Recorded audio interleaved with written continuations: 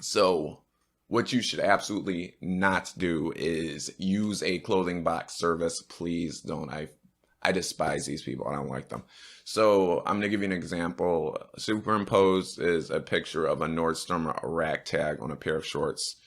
Let me explain this. So there was a blogger named Kat Buska. Hopefully I'm pronouncing that correctly. So in her Stitch Fix box, she was charged $68 for a pair of shorts.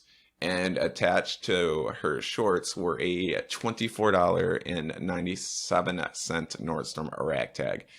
So I have no proof of this, but my belief, and I'm pretty certain of it, even though, I'm not the CEO of Stitch Fix or know anybody who's an insider or anything. I believe this whole big clothing box service industry started because a really clever person figured out a way to sell clothing back stock and hard to move garments at full retail price instead of having to put it on discount.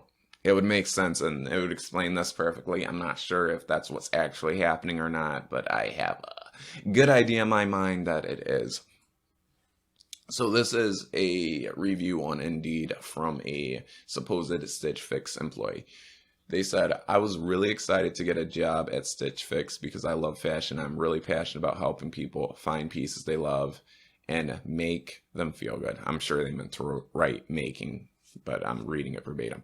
However, that's not what this job is at all. Sadly, stylists don't get adequate time or resources to style people effectively. The company makes customers believe that their stylists take the time to learn about them and what they like and dislike. However, in reality, stylists have about 10 to 14 minutes to style someone. I just want to stop reading this here to say that I couldn't style a gerbil in 10 to 14 minutes. I couldn't style a Barbie doll in 10 to 14 minutes.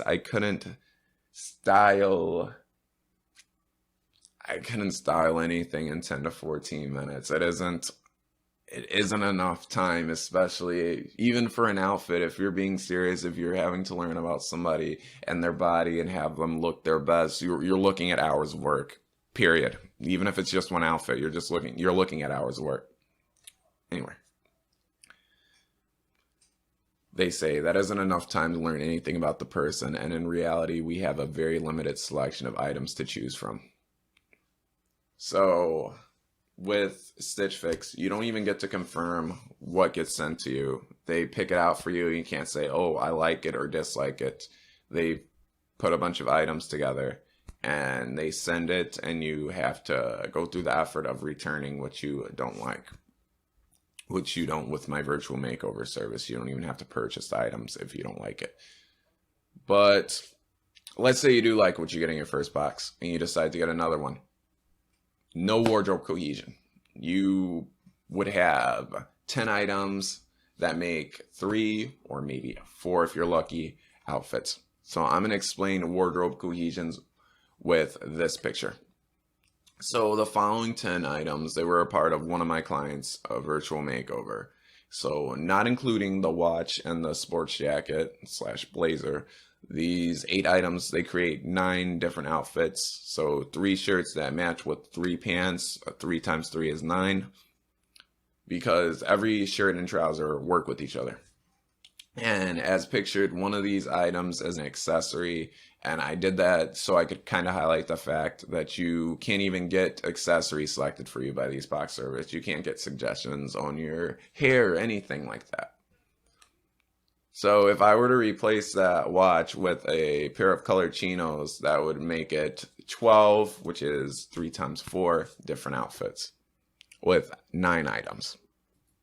And that's how wardrobe cohesion goes. So another thing you want to do is avoid these sponsored jackoffs on YouTube who just push bad products because they get an affiliate kickback. I would go so far to avoid any style YouTuber who is sponsored, period, for anything but basic advice. So I hate to say names, I hate to throw people under the bus, and he does have some good basic advice for people who are just starting their style journey. But Alpha M is somebody I would say is really bad with this, especially with his suggestions of movement watches. So I want to start by saying that anybody who makes the suggestion that you purchase a movement watch either is either it's one of two things, and only one of two things. They have no idea what they're talking about, or they have absolutely no integrity. It's only those two things. Because with movement, you're essentially paying $100 for a $5 watch. And superimposed on the screen on the left, we have a $95 movement watch.